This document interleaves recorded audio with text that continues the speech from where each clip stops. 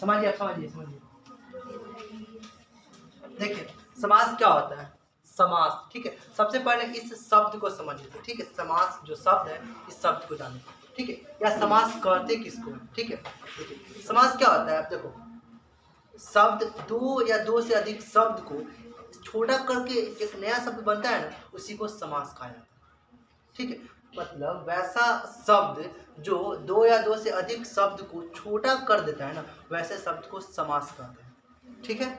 जैसे कि देखो नौ है जो रात्रि, नौ है जो रात्रि, इतना बड़ा सा शब्द कह सकते हैं, बहुत सारे शब्द हैं। इन सारे शब्दों को जोड़ के एक शब्द बोला जाता है नवरात्रि, ठीक है।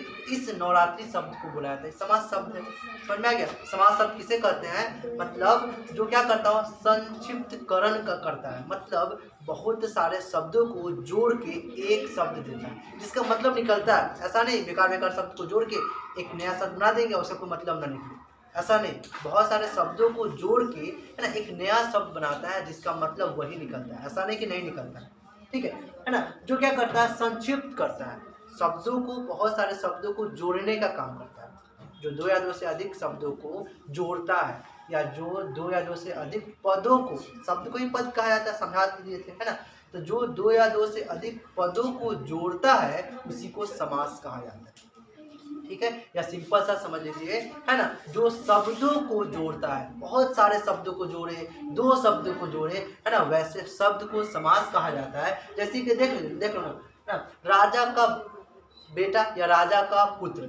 अब राजा का पुत्र, तीन शब्द को मिला के क्या बोल दिया गया, राजपुत्र। इतना आसान है, राजपुत्र बोल दिया गया, है कि नहीं। राजा की रानी मिला के क्या बोल दिया गया, राजरानी, है कि नहीं। तो इसको बोला जाता है समास। समास का काम क्या होता है, हम लोगों को आसान करता है, लिखने में क्या करता है, आसान करता है। क्या कि नहीं किया, इतना लंबा बात को न लिखे, मन से चाह।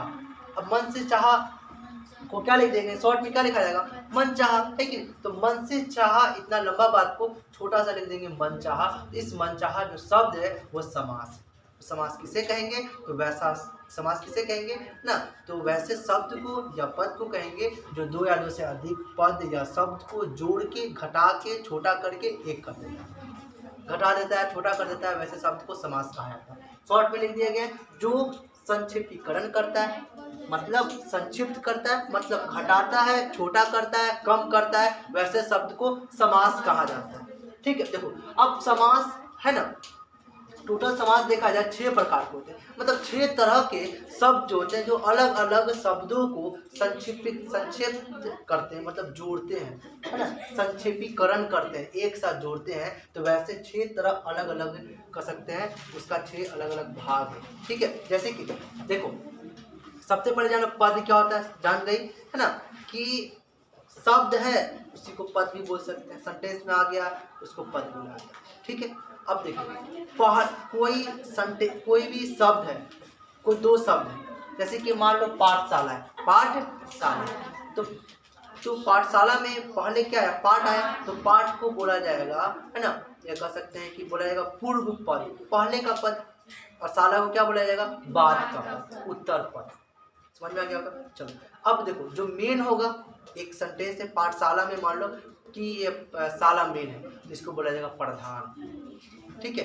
तो जो मेन होगा उसको प्रधान बोला जाएगा, जो मेन नहीं होगा उसको अप्रधान बोलेंगे, सिंपल सी बात। देखो तो 6 तरह के जो होते हैं हमारे समास होते हैं, ठीक है। देखो पहला समास कोई भी को आगे पीछे कर सकते हैं, है ना। पहला समास मान लो कि द्वंद्व समास क्या होता है जानेंगे, दूसरा क्या है तत्पुरुष समास जानेंगे क्या होता है, तीसरा बहुब्रीहि समास, चौथा अव्ययी समास, पांचवा कर्मधारय समास, और छठा द्विगुणी समास। ये 6 हमारे समास हो गए, ठीक है। अब देखो वैसा शब्द, समझो वैसा शब्द जिसमें मान लो कि शब्द है, एक शब्द दो शब्द, दोनों शब्द को जोड़ने का काम करता है ना, कौन, समास।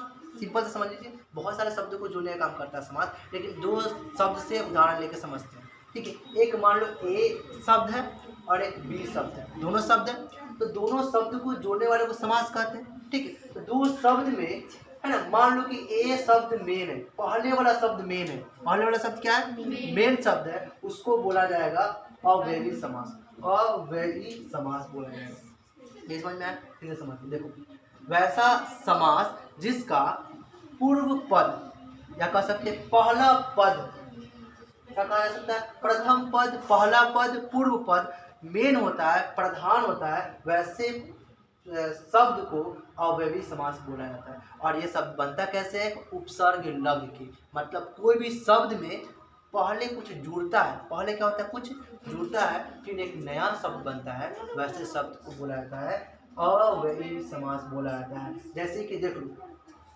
हिंसा, हिंसा में क्या जुड़ा, प्रति जुड़ा, प्रति उपसर्ग है, जुड़ के क्या बन गया, प्रति हिंसा बन गया।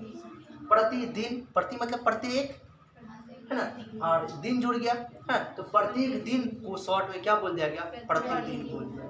तो सब में उपसर्ग जुड़ रहा है ना, जिस शब्दों के प्रारंभ में, शुरू में अगर उपसर्ग जुड़ता है उसको अव्ययी समास बोला जाता है। समझ में आ गया होगा।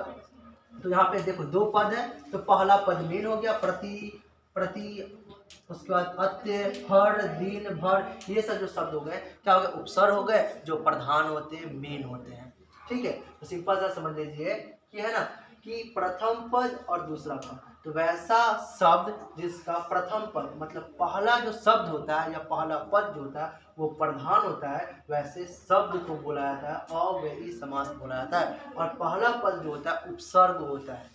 ठीक है, उपसर्ग तुम लोग पढ़ी होगी, उपसर्ग और प्रत्यय, सफिक्स, प्रीफिक्स, और उर्दू में क्या होता है, साबका और नाम। तो वही जो कह सकते हैं शुरू में जो उपसर्ग जो लगा हो, तो वैसे उपसर्ग वाले शब्दों से बना जो समास होगा ना, वैसे शब्द को अव्ययी समास बोला जाता है। ठीक है, एग्जांपल ये देख लीजिए। ठीक है, चलो इसके बाद देखो क्या है, दूसरे पद की प्रधानता होता है, उसको तथ्यपूर्ण समास कहा जाता है। दो पद होगा, क्या होगा, दो शब्द होगा, ठीक है, जिसमें से बी वाली मतलब दूसरा शब्द जो होगा उसकी प्रधानता होगा, उसको तथ्यपूर्ण समास बोलते हैं, है ना। अब तथ्यपूर्ण समास कैसे बनता है, इसमें दो शब्द होगा, है ना, इसमें से पहले वाला शब्द का क्या होगा, दूसरे वाले शब्द का क्या होगा, प्रधानता होगा। ठीक है, और ये जो शब्द होते हैं ना, तत्पुरुष के जो भी शब्द होते हैं ना, वो कारक चिन्ह को, कारक चिन्ह ये है ना, यहाँ पे लिखा हुआ है, कर्ता ने कर्म को करण से, है ना, संप्रदान के लिए अपदान से अलग, ये सब जो है ना कारक चिन्ह होते हैं, का, के, की, नाने, ने, को, रे, ये सब जो होते हैं कारक चिन्ह होते हैं, है ना। इसके बारे में हम लोग या फिर कभी पढ़ेंगे। तो ये जो कारक चिन्ह होते हैं ना, तो जो कारक चिन्ह को छुपा देता है, लोप कर देता है, लोप कर देना मतलब क्या कर देना, छुपा देना, तो वैसा शब्द जो कारक चिन्ह को छुपा देता है, मिलने के बाद दो शब्द, बहुत सारे शब्द होगा, एक शब्द, दो शब्द, तीन शब्द, राजा का पुत्र, तीन शब्द, इन तीनों शब्द को मिलने के लिए क्या किया, कारक चिन्ह को ज्ञात कर दिया, लोप कर दिया, अब फिर एक शब्द बना, क्या बना, राजपुत्र। अब इस राजपुत्र का मतलब भी तो राजा का बेटा ही हुआ ना, इस राजपुत्र का मतलब क्या हो, राजा का बेटा, तो इस राजपुत्र को बोलेंगे तत्पुरुष समास। क्यों बोलेंगे, क्योंकि ये क्या किया, कारक चिन्ह को लोप कर दिया। समझ में आ रहा है कि नहीं, राजपुत्र, इसका हम लोग अलग अगर मन में करेंगे तो क्या होगा, राजा का बेटा, राजा का बेटा ही होगा, जाहिर सी बात है। तो का को का क्या लोप किया, का क्या है, कारक चिन्ह है, का क्या है, कारक चिन्ह है, जो कारक चिन्ह को लोप करता है, छुपा देता है, हटा देता है, हटाने तो काम ही होता है समास का, जो कारक चिन्ह को हटा देता है, वैसे शब्द को बोला जाता है तत्पुरुष समास। और इसमें जो तत्पुरुष समास जो होते हैं, इसमें कहने का मतलब दूसरा पद जो होता है वो प्रधान होता है, जैसे कि राज, रानी, तो रानी इसमें क्या होगा, प्रधान शब्द होगा। ठीक है, और यहाँ पे राजा की रानी, किसकी रानी, राजा की रानी। ठीक है, तो यहाँ पे जो की गैप हुआ ना, लोप हुआ ना, ये कारक चिन्ह लोप हुआ ना, तो ऐसे शब्द को बोला जाएगा तत्पुरुष समास से बोला जाएगा। रसोई के लिए घर, 1 2 3 4 शब्द को मिला के छोटा कर दिया, ये घटा दिया, है ना, तो ये रसोई घर जो हो गया वो क्या हो गया, समास हो गया। फिर नीचे पूछा जाएगा कौन सा समास होगा, तो आप देखिए के लिए क्या है, एक कारक चिन्ह है, इसके लिए कारक चिन्ह को खत्म किया ना, तो ये रसोई घर जो हो जाएगा तत्पुरुष समास हो जाएगा। जो कारक चिन्ह को लोप कर दे और जिसमें दूसरा पद प्रधान होता है, वैसे शब्दों को क्या बोला जाता है, तत्पुरुष शब्द कहा जाता है, तत्पुरुष समास कहा जाता है। समझ में आया, कोई दिक्कत है नहीं। चलो, तो ये समझ में आ गया, तत्पुरुष समझ में आ गया।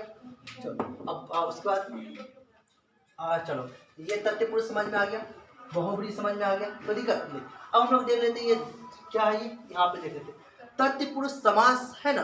पहले के समय में कि जो लोग थे ना, या कह सकते जो व्याकरण जो लिखते हैं वे लोग जो है ना, इस चारों को ही, इस दोनों को छोड़ के, इस दोनों को क्या करके इसको छोड़ के इसको द्वंद्व समास, तत्पुरुष समास, अव्ययी समास और बहुब्रीहि समास, इन चारों को ही समास का प्रकार मानते हैं। ठीक है, और तत्पुरुष के अंदर है ना दो भाग में बांट देता था, कर्मधारय समास और द्विगु समास। ठीक है, लेकिन अब क्या है, 6 प्रकार है समास के। कितने प्रकार है? 6 प्रकार है।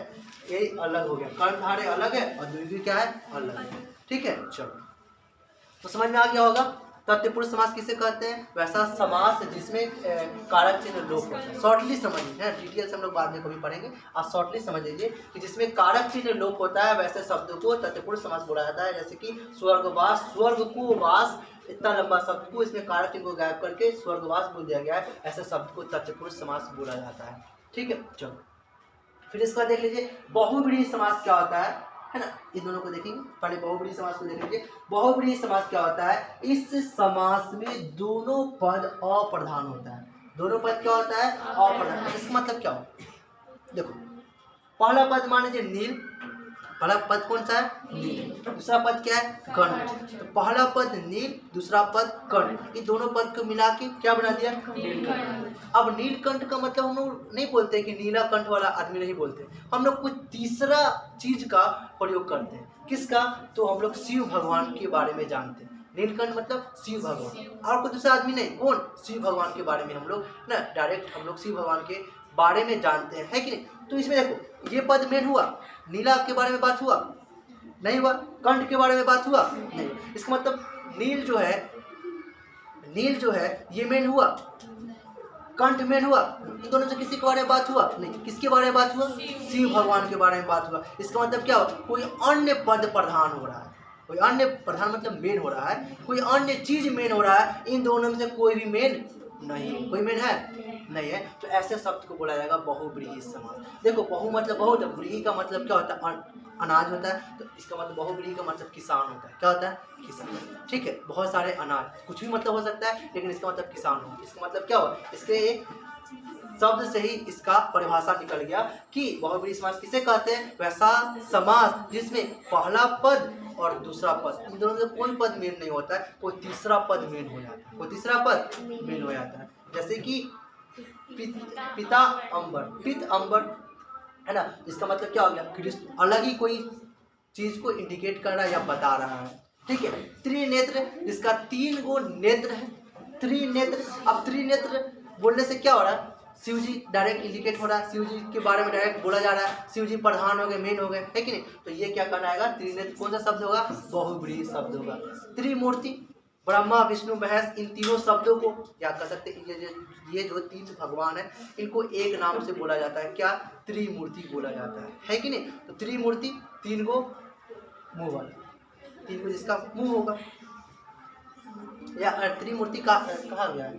त्रिमूर्ति मतलब 3 जो व्यक्ति एक भगवान जो हो गया उनको त्रिमूर्ति कहा जाता है। 3 ये भगवान है ना, ब्रह्मा विष्णु और महेश, इन तीनों भगवान को एक नाम बोला जाता है, त्रिमूर्ति। ठीक है, चलो चक्रपाणी, जो चक्रपाणी विष्णु भगवान होंगे, जो चक्र को धारण किए हुए हैं। तीसरा पद हो रहा है, चक्र के बारे में भी बात नहीं हो रहा है, पानी के बारे में भी बात नहीं हो रहा है, किसके बारे में बात हो रहा है, तो विष्णु भगवान के बारे में बात हो रहा है। तीसरा कोई पद मेन हो रहा है, इस वजह से इसको क्या बोला जाएगा, बहुव्रीहि समास बोला जाएगा। और चंद्र मौली, इसका मतलब क्या होगा, जिसके सर पे क्या हो, चंद्र पे सर पे मोर हो, है ना। अब देखो यहाँ पे चंद्र के बारे में भी बात नहीं हो रही है, मौली के बारे में भी बात नहीं हो रही, किसके बारे में बात हो रही है, शिव भगवान के, कृष्ण भगवान के या शिव भगवान के बारे में बात हो रही है। तीसरा पद मेन हुआ कि नहीं हुआ, जिस वजह से इसको बहुव्रीहि समास बोला जाता है, जिसमें पहला पद भी खास नहीं है, प्रधान नहीं है, और दूसरा पद भी खास नहीं है, कोई तीसरा पद अन्य पद मेन हो जाता है। अन्य पद क्या हो जाता है, अन्य पद की प्रधानता हो जाती है, जिस वजह से इसको बोला जाता है बहुव्रीहि समास बोला जाता है। बात समझ में आया, कोई दिक्कत है। चलो इसमें शॉर्टली समझ लीजिए, कारक चिन्ह का लोप हो जाता है, तत्पुरुष समास। तीसरा पद की प्रधानता हो जाता है, बहुव्रीहि समास। इसमें क्या था, उपसर्ग से शब्द बनता है, सिंपल समझ लीजिए, प्रतिहिंसा, प्रतिदिन, अत्यंत, हर रोज, हर दिन, शुभ रात, अव्ययी समास बोला है। चलो अब देखिए कर्मधारय द्विगु समास, ये देखो तत्पुरुष से ही बना हुआ है। इसका मतलब क्या हुआ, इसमें तत्पुरुष में क्या था, कि इसमें दूसरे पद की प्रधानता थी। दूसरे पद की क्या थी? प्रधानता थी। इसके मतलब कर्मधारय में भी दूसरे पद की प्रधानता होगी और द्विगु में भी दूसरे पद की प्रधानता होगी, पर थोड़ा थोड़ा अलग होगा, है कि तुमने अलग बात दिया गया है। देखिए इस समास में एक पद, पहला एक पद जो होगा वो क्या होगा? विशेषण होगा, और दूसरा पद क्या होगा? विशेष्य होगा। विशेष्य मतलब जिसके बारे में विशेषता बताया जाता है, मतलब कोई संज्ञा होगा। विशेष का मतलब समझ लीजिए कोई संज्ञा या सर्वनाम होगा, तो संज्ञा समझ लीजिए, ठीक है। देखिए थोड़ी देर पहले बताया ना कि विशेषण क्या होता है? किसके बारे में कुछ बताते हैं। जैसे कि राम, जैसे कि मान लीजिए वह अच्छा लड़का है। अच्छा लड़का, लड़का कैसा है? अच्छा। अच्छा क्या कहलाएगा? विशेषण कहलाएगा। और ये लड़का है, संज्ञा है, लेकिन लड़के के बारे में न बताया है तो लड़का विशेष से कहलाएगा। क्या कहलाएगा? तो यही बोला गया है कर्मधारय समास जो होगा, इस समास में एक पद विशेषण होगा और दूसरा पद विशेष्य होगा। दूसरा पद क्या होगा? विशेष। विशेष मतलब कोई संज्ञा होगा। जैसे कि देख लीजिए महादेव, महा मतलब महान, देव, देव कह सकते भगवान या कह सकते देव, क्या है? एक संज्ञा है ना, तो महादेव, ठीक है। मतलब पहला क्या हो गया? विशेषण हो गया और दूसरा पद विशेष हो गया। पहला पद क्या हो गया? विशेषण, और दूसरा पद क्या हो गया? विशेषण। तीसरा पीताम्बर हो गया, पीताम्बर, पीताम्बर, नीलकमल, नीलकंठ। अब बोले सर नीलकंठ ए में भी आ गया, अब बहुब्रीहि समास में भी आ गया नीलकंठ, ठीक है। नीलकंठ ऐसे देखा जाए, कंठ का मतलब क्या होता है? संज्ञा होगी। नील का मतलब क्या हो गया? नीला हो गया। नीला क्या होता है? विशेषता होता है। तो एक हिसाब से देखा जाए तो ये कर्मधारय समास होगा, ठीक है। लेकिन ऑप्शन पे डिपेंड करेगा। अगर ऑप्शन में बहुब्रीहि दिए हुआ है और कर्मधारय नहीं दिए हुआ है तो आप बहुब्रीहि लगाइए। ये भी हो सकता है दोनों दे दे, है ना, तो आप बहुब्रीहि पे लगाइएगा, तो बहुब्रीहि मेन हो जाएगा, ठीक है। क्योंकि नीलकंठ से ख्याल आता है किसके बारे में? तो कृष्ण भगवान या शिव भगवान के बारे में ख्याल आता है। तीसरा पद मेन हो जा रहा है, जिस वजह से इसको बहुब्रीहि समास बोला जाएगा, ठीक है। लेकिन ऑप्शन पे आप लोग ध्यान से देखिएगा, ठीक है, कि क्या देखिएगा? पहला पद अगर विशेषण है, दूसरा पद संज्ञा है या विशेष्य है ना, जिसके बारे में विशेषता बताएगा विशेष्य है तो उसको कर्मधारय बोलेंगे, ठीक है। लेकिन सारे जो कर्मधारय जो शब्द होते हैं, कुछ कुछ जो बहुब्रीहि वाले भी शब्द हो जाते हैं। इसमें का जो कर्मधारय शब्द होगा, जैसे कि नीलकंठ कर्मधार हो गया, कर्मधार हो गया। लेकिन अब नीलकंठ का मतलब तो शिव भगवान हो गए। तीसरा पद प्रधान हो रहा है, नीला भी प्रधान नहीं हुआ और कंठ भी प्रधान नहीं हुआ। दोनों में कुछ किसी के बारे में बात हुआ, लेकिन तीसरा पद के बारे में, शिव भगवान के बारे में बात हो रही है। तीसरा पद मेन हो गया ना, जिस वजह से हम लोग नीलकंठ को बहुब्रीहि में रखा गया है कि नहीं। लेकिन ऑप्शन पे डिपेंड करता है। ऑप्शन के सोचिएगा कि कंठ तो संज्ञा हो गया, नील मतलब नीला हो गया, इसका मतलब कर्मधारय हो जाएगा, इसमें भी डाल दीजिए ऑप्शन पे, समझ में आया? चलो इसके बाद क्या? द्विगु समास। द्विगु समास, द्वि हम लोग नहीं बोलते दो को द्वि बोलते, तीन नहीं बोलते हैं, द्वि 3 4 5 नहीं बोलते हैं, 3 को 4 को 5 को नहीं बोलते हैं, 3 को 4 को 5 को। उसी तरह क्या हो गया? ये द्विगु हो गया, द्विगु समझ लो या द्विगु समझ। तो द्विगु समास, इस समास में पहला पद संख्यावाचक विशेषण होगा। पहला पद क्या होगा? संख्यावाचक विशेषण होगा और दूसरा पद क्या होगा? पहला पद प्रधान नहीं होगा। यहाँ पे है देखो ना, पहला पद प्रधान था, दूसरा पद मेन है, प्रधान है, ठीक लगाओ। दूसरा पद प्रधान है, तो देखो ये में भी पहला पद प्रधान नहीं होगा, इसमें भी पहला पद प्रधान मेन नहीं होगा, इसमें भी पहला पद का कोई भी वैल्यू मेन नहीं होगा, है ना। चलिए तो दूसरा पद इसका प्रधान होगा ना, देख लीजिए। दोपहर, चौराहा, चौ मतलब 4, राह मतलब रास्ता, 4 गो रास्ता, उसको चौराहा बोला जाएगा। नवग्रह, नवरात्रि ना, तो वैसा शब्द सिंपल समझिए ना, जो संख्या से शुरू होगा। किससे शुरू होगा? द्विगु, द्विगु से समझिए ना, दो क्या संख्या है ना, तो जो संख्या से शुरू होगा उसको द्विगु समास बोलते हैं। जो संख्या शुरू होगा, लेकिन फिर इसमें भी दिक्कत हो जाएगा। आप समझिएगा कि अब इसमें भी कुछ कुछ आ जाएगा जो संख्या से जुड़ा होगा, लेकिन वह ना कोई भगवान से या कोई अन्य पद को इंडिकेट करेगा, तो आप लोग समझ लीजिए कि बहुब्रीहि होगा, ठीक है। तो ऐसा नहीं कि ट्रिक से आप लोग या दिमाग लगा के मतलब इससे आप कंप्लीट हो जाएगा, लेकिन नहीं, आपको सोचना भी पड़ेगा किसके बारे में बोल रहा है। सवाल पे भी डिपेंड करेगा, ऑप्शन पे भी डिपेंड करेगा, ठीक है। चलिए जैसे कि यहाँ पे देख लें नीलकंठ, ऑप्शन रहेगा तो लगा दीजिएगा बहुब्रीहि, और दूसरा ऑप्शन रहेगा मतलब ऑप्शन के हिसाब से कर्मधारय चेंज हुआ कि नहीं हुआ। चलो लास्ट कौन बचा? द्वंद्व समास। द्वंद्व समास क्या होता है ना, जिसमें क्या हो? संयोजक चिन्ह लगाओ बीच में जो है ना, ये सब जो चिन्ह होता है ना, इसको संयोजक चिन्ह लगा बोला जाता है, ठीक है। जिसमें बीच में संयोजक चिन्ह लगाओ। अब बढ़िया सर ये लाभालाभ में तो संयोजक चिन्ह इसमें नहीं ना है, लेकिन देखो लाभ अलाभ, लाभ अलाभ लिखेंगे तो बीच में संयोजक देंगे हम। जैसे कि लिखेंगे लाभ अलाभ, ठीक है, तो बीच में संयोजक चिन्ह दिए, इसका मतलब ये क्या हो गया, द्वंद्व समास हुआ, द्वंद्व समास हुआ। लेकिन सर जी तो ये लावा लाभ में तो बीच में तो चिन्ह नहीं है संयोजक चिन्ह, ये द्वंद्व समास नहीं होगा, होगा। इसमें क्या किया, संयोजक चिन्ह को हटा के इसको क्या कर दिया, जोड़ दिया, संधि कर दिया, जोड़ दिया, क्या कर दिया, संधि कर दिया है। तो संधि कर दिया, इसको क्या बोल दिया गया, लावा लाभ बोल दिया गया। तो लावा लाभ जो हो जाएगा ये भी शब्द क्या कहलाएगा, द्वंद्व समास कहलाएगा। तो आप लोग एग्जाम में दिमाग लगा लीजिएगा, ऐसा नहीं कि देखिएगा संयोजक चिन्ह नहीं है तो बस उसके बाद इसको छोड़ के, द्वंद्व समास को छोड़ के आगे का ध्यान लगाते रहेगा, ऐसा नहीं। देखिएगा हो सके उसमें संयोजक चिन्ह को हटा के उसको ज्वाइन कर दिया गया हो, संधि कर दिया गया हो, संधि विच्छेद है ना, जोड़ दिया गया हो, तो ये भी जोड़ दिया गया है। लेकिन इसमें भी असल में तो यहाँ पे संयोजक चिन्ह रहा होगा ना, संयोजक चिन्ह यहाँ पे तो रहा होगा ना, बीच में ऐसा हाइफन तो रहा होगा ना, तो हाइफन को हटा के क्या कर दिया, संधि कर दिया गया है ना। तो ये भी सब क्या कराएंगे, द्वंद्व समास कराएंगे। तो भाई बहन, माता पिता, गरीब अमीर, सुख दुख, पाप पुण्य, लाभ अलाभ, ये सब जो शब्द होते हैं द्वंद्व समास कहलाते हैं, ठीक है। ये जो 6 है, सिंपल से एग्जाम में सवाल पूछा जाएगा, समास के कितने प्रकार होते हैं, 6 प्रकार। कौन कौन, द्वंद्व समास, तत्पुरुष, कारक चिन्ह का लोप होता है इसमें, व्रीहि समास, कोई अन्य पद प्रधान होता है, अव्ययी समास, उपसर्ग से प्रारंभ होता है, कह सकते हैं त्रिक के रूप में, है ना। द्विगु समास, इनमें क्या होता है, पहला पद जो होता है संख्यावाचक विशेषण होता है, पहला पद क्या होता है, संख्यावाचक विशेषण होता है, और दूसरा पद क्या होता है, प्रधान होता है। दोपहर, चौराहा, नवराग्रह, नवरात्रि।